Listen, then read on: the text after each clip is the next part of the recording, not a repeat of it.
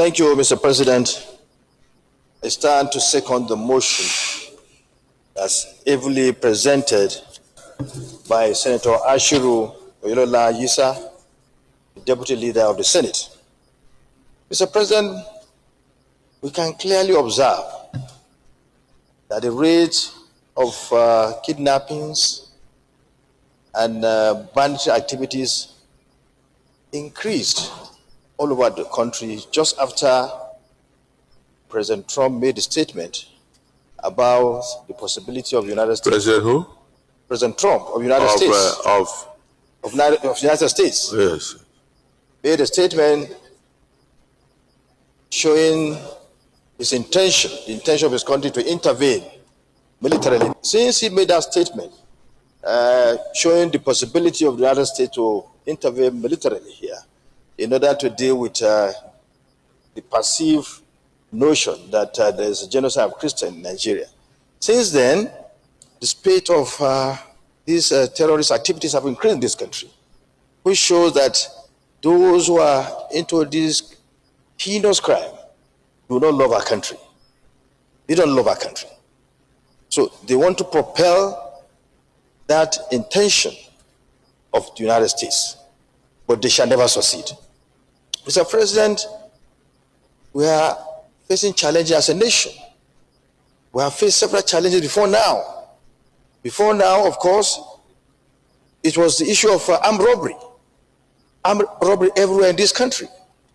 But we're able to deal with that problem. And we shall also, by grace of God, deal with this problem where we no longer hear about these heinous crimes being, committed on our land. Before now, it was difficult for you to travel along our road networks without being attacked by armed robbers. But we're able to deal with this problem when the deployment of technology came in, and then we had a cashless policy in line with international best practices. That has stopped. Not even that. Recently, we're faced with COVID-19. We're able to deal with the problem.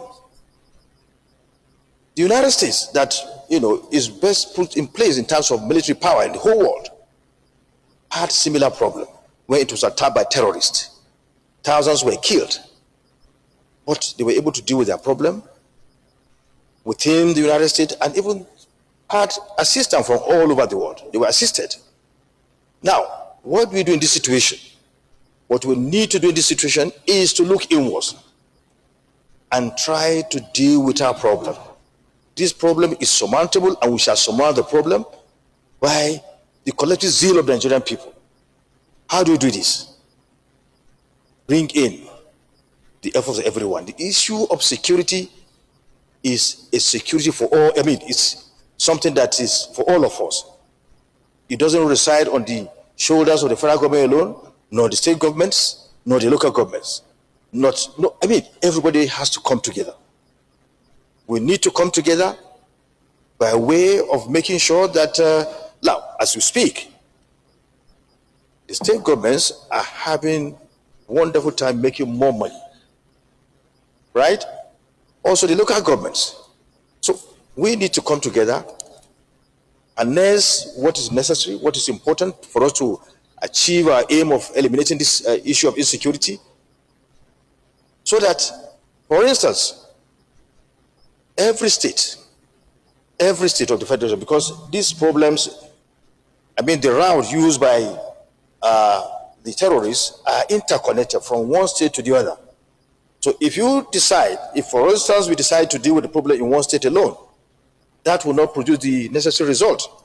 So all the states must be doing the same thing at the right time, at the same time.